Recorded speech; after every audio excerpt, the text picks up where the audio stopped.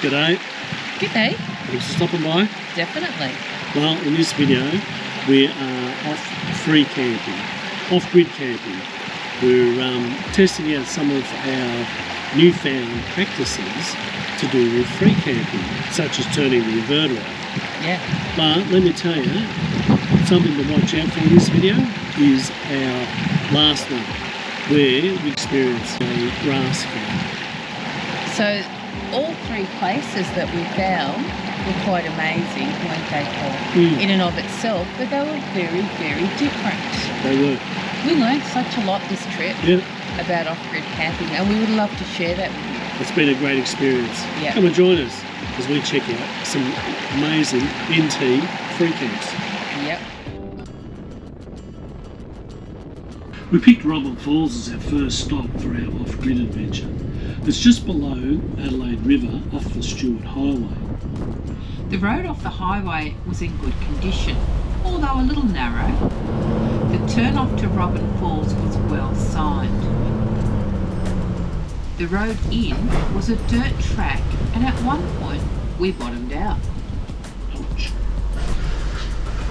It was school holidays, and we discovered that this was a very popular spot for locals. Unfortunately, there were no spots left that would fit our van, so we had to turn around, and that was an effort. We had a very tight turning area, and we had to rely on our backing skills. It was one of those spots we were actually disappointed we didn't get to stay at, but hopefully there's another time. We then remembered there was a day use area down the road a bit further, probably another half hour, and that had room for an overnight stop. So we looked it up on Wikicamps. It was called the Bridge Creek Rest Area. Yep, and that's where we pulled in and stopped there for the night. When we set off on our travelling lifestyle, we really anticipated that we would do a lot of off-grid camping. And we set our budget, annual budget, to include only a limited number of paid campgrounds. But what we discovered was that in fact we didn't do a lot of off-grid camping. No, we went to paid campgrounds. And as a result, it affected our budget. As you can imagine. Well, we thought we were well set up for off-grid camping. Yeah. When we put the van together, we made sure that we had plenty of solar panels on the roof and a battery that we anticipated would be more than enough to get us off-grid for a few days in a row. Yeah. But that's not what we found, was it? No, it wasn't. In fact, what we discovered was that, we would be struggling to get a day, 24 hours out of our power, and our water, we were always seemed to be running low on water. Yeah, the battery, we just struggled to get it recharged the following day. Particularly if it was a really cloudy day, forget it. Yeah. Yeah. Off to the paid campground. Yeah, to get the batteries recharged, or pull a generator out to charge it up again. Yeah. So this is when we discovered that off-grid camping is actually a skill. And for many people, it just comes naturally. Yeah. You see them out there and they just do it so effortlessly. For us, and maybe others out there like us, it's a bit more of a learnt skill. It takes a bit more of an effort. But I tell you what, once you get the knack of it, so much easier. It's not bad. Our first stop for our trip down to Katherine on our off-grid experiment is the Bridge Creek Rest Area on the Stuart Highway. It's just a large open area with plenty of space for carriage. Let us stop here for 24 hours for the night. Nice enough spot. I'll tell you, last night though, it really got packed out. We've got a good spot here, really happy with this one. It's got a toilet here, it's got a bit of a picnic table area, so there's not much here. Very little actually. But overall, it's not a bad little spot for the night. The road noise wasn't too bad. You could hear the traffic as it rolled past, but overall it wasn't too bad. So far, on our off-grid experiences, we've always struggled with power. Like, we'd consume too much power overnight and the solar batteries wouldn't recharge even in full sunlight the next day. Anyway, I posted a post about this. I posted on our Facebook page and one of the caravan groups that we're in, and someone said about turning the inverter off. And I hadn't even considered that previously. So anyway, we give that a shot this time, and I'll tell you what, it has made a world of difference. Turning the inverter off has literally halved the power consumption overnight. So instead of dropping to about 60%, it's only dropped just below 80% overnight. So what that means is that today, we're in the sun, it only has to recover about 25% of its battery instead of the 40% or more that we used to chase. Alright, so we're off grid and we were free camping, so there's not many resources here. We do have to be mindful of our power, even with the inverter switched off. But last night was a big game of footy on. The Western Bulldogs were playing the Magpies, and we were really keen to watch that game. End up losing in the end anyway, but at least they put up a bit of a fight. So we actually got Starlink out, but I connected it to one of our batteries, so I'd had that charged up beforehand, and we've used that overnight just to fire up the Starlink and to be able to get internet. There's no phone reception out here at all. Optus, there's nothing, and Telstra, occasionally you get a 3G beep. In regards to water, in addition to the 200 litres we carry in the van, we also have a 20 litre tank in the back of the car, and we bought 2 10-litre cartons of drinking water. So Paul, we're off again? Yep. We left the Bridge Creek rest area and we're off to another place. I think it's called, we're going to try and get into the Gravel Pit and Lagoon, I think it's called. Not too far up the road, and if that doesn't work, then we'll think about it then. Plan B. Plan B, whatever that may be. The track in from the gravel pit snuck up on us, and we weren't sure where to turn, so we actually overshot it. The area did look a bit overgrown. There's a spot. Can imagine that this would be quite boggy with a bit of rain.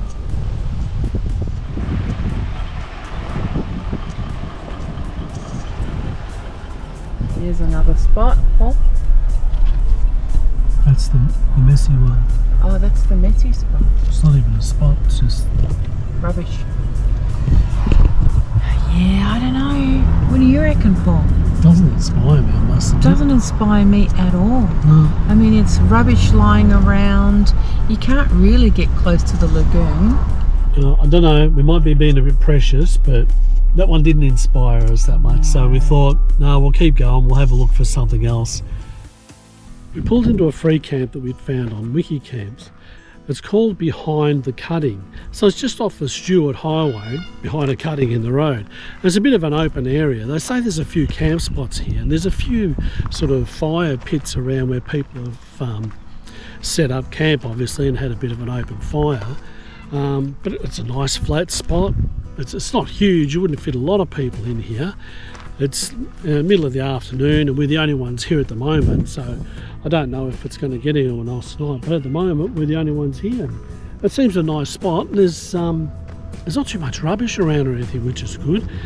So compared to the other one, they just look so untidy up there by the lagoon, but this one, it looks a bit neater, and yeah, it was a bit tricky getting in because there's a little tiny track off the highway just as you're coming up the hill, so I had to check and make sure there was no one behind me because I didn't really want to slow down too much holding up all the traffic, only to find out there wasn't a turn. But anyway, as it was, there was no one behind me, which was good, and I was able to just turn in without causing too much havoc. It's got a fire pit set up here, just a makeshift one, but we might even take advantage of that tonight. Someone's been good enough to leave us a bit of wood here, so we'll throw that on and maybe fire it up later. Hopefully it keeps the mozzies away as well. Oh, if you can see the black cockies up in the tree there, but there's mountains of them here. What? Amazing.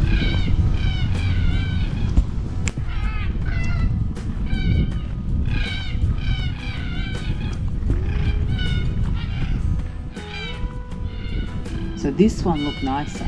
It was a level and the area around the van was cleared.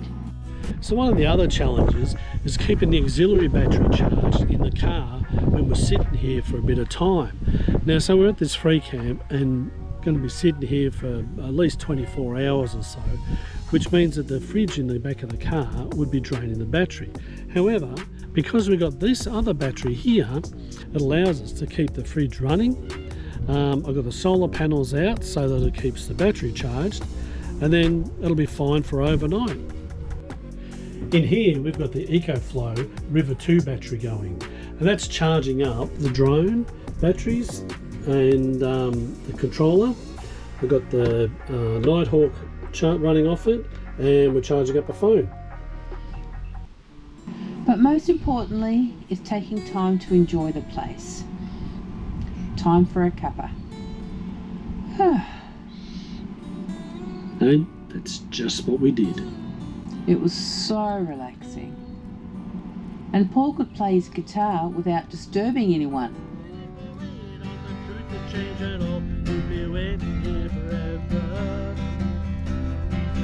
But your grace is never gonna change, and your faith it always will remain, and your love is the same yesterday, today, and forever. It was so still, and we just sat there watching the stars come to light as the night fell. Alright, our time's up here at what's affectionately known as the clearing behind the cutting. I tell you, what a great night it's been. It was so peaceful. I mean, we were fortunate to have the place to ourselves, so that certainly helps. But we're ready to move on again now. And yeah, it's been a great place. I can highly recommend it. I mean, even if you did have a few others here, it wouldn't hurt. There's plenty of space, and there's plenty of sites around, although they don't look like sites, but you can see where people have made it, particularly from the drone footage. You can get a bit of an idea of where different places are. So let's head down to Old Stewart Highway. the next place we're going to is called the Old Stewart Highway. That's it. So again, it's another free camp before we hit Katherine. Look forward to catching up with you down there. Again, we overshot the track to the camp area and had to turn around and backtrack a little. The road in wasn't too bad. This is the Old Stewart Highway. It's deteriorating and patchy in places. But then it opens up to this camping area.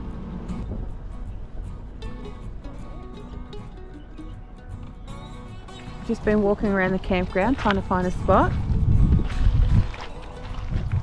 Decided on this one. It's about the only one left actually. I'm actually quite surprised at how busy it is. This is a bit sandy, but we're hoping it'll be okay. It'll be a nice spot.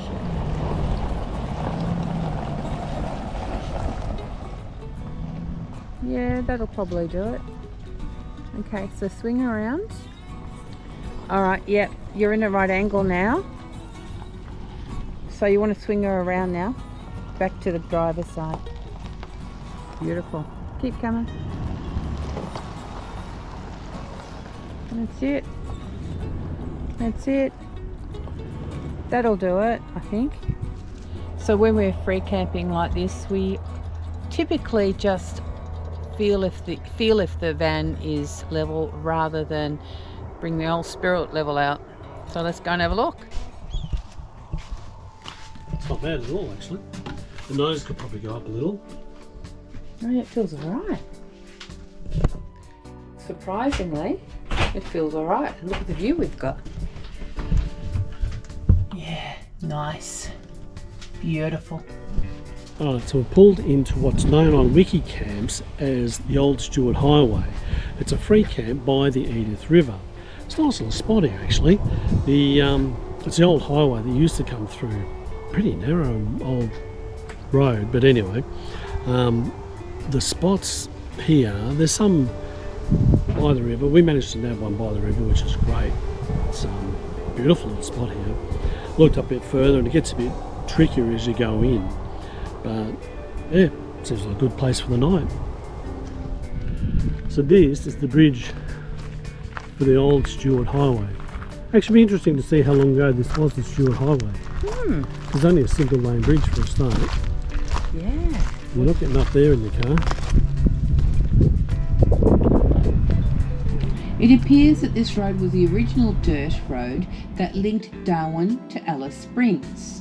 The work to seal it was completed in 1987, and then in 2005 the new highway was opened, and this disused section of the highway started to get used as a free camp.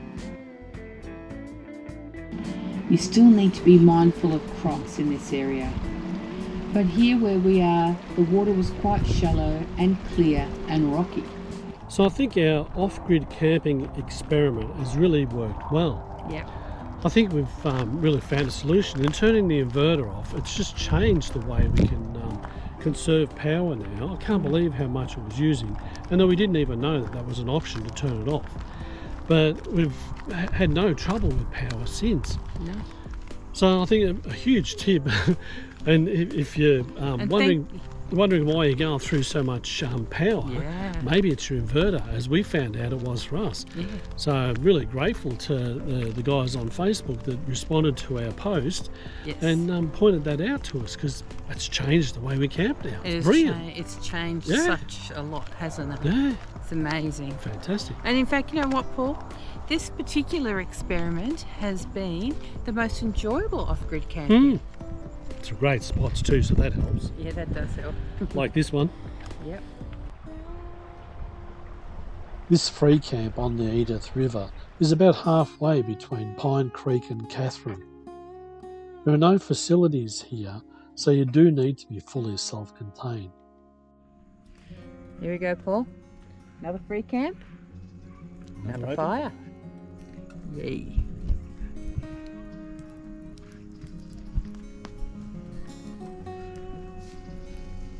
Ah, the serenity.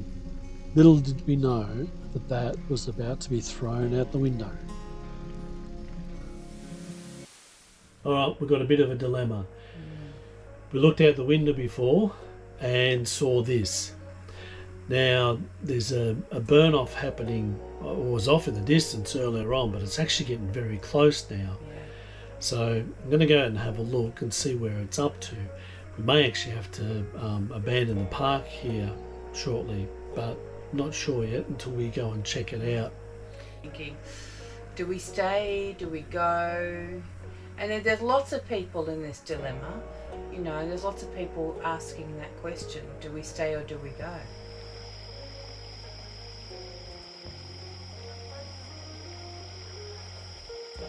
Alright, so I've been up to have a look, and there is a fair bit of fire, and it's actually getting quite close to the bridge. It's on the other side of the river, and I was speaking to a couple of people up there who said that they didn't think that it would jump the river, so because it's too green on this side of the river, so it should be fine. And it is a low burn. I don't know if we're just being a bit precious here or not, because not being from the NT, we're not really that familiar with the burn-offs, but apparently it's a cool burn, and while there might be a bit of smoke, people are saying there's nothing to worry about. But there are a lot of people leaving, so yeah, there is. And there's people further up the river, closer to the highway, that have had embers on their awnings and burnt their awnings. Yeah. There's a lot of people have left, and there's people still planning to leave. So. And there's also people that are just watching to see what happens. Okay, it's a bit of a dilemma, isn't it, really? To go or to stay? That is the question right now. Yep.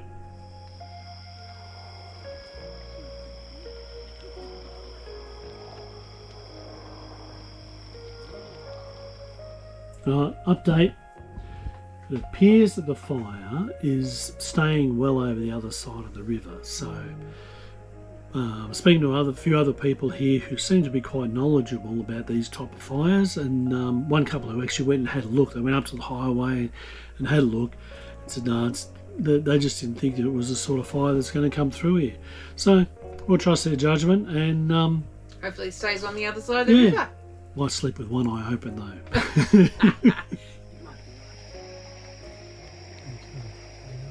Alright, so we made it through the night. So Paul, did you sleep with one eye open? All night.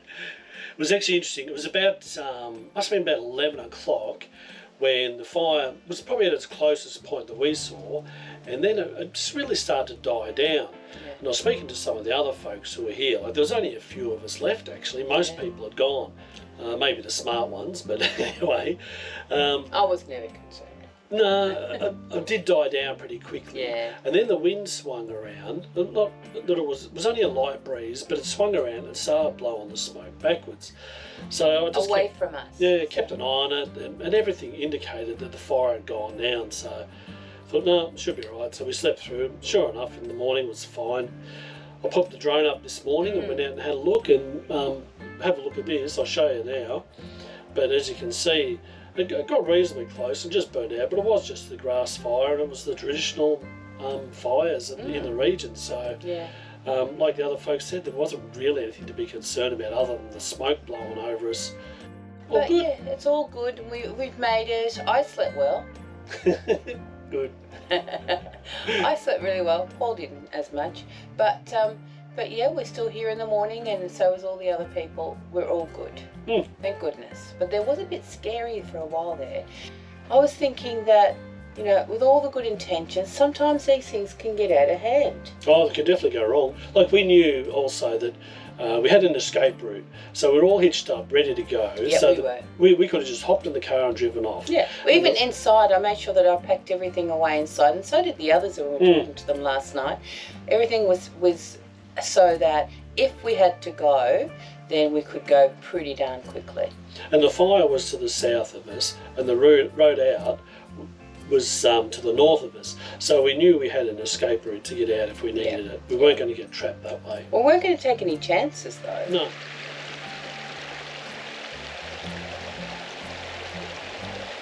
Well, that just about wraps up our free camping off-grid adventure. It's sad, really. I've really enjoyed it, Paul. Hopefully you can join us next time as we continue to explore this amazing country of ours. Yep, up here at the top end. We're not done yet. Not quite yet, no. There's more to come. There is. Thanks for stopping by. Bye for now. Bye.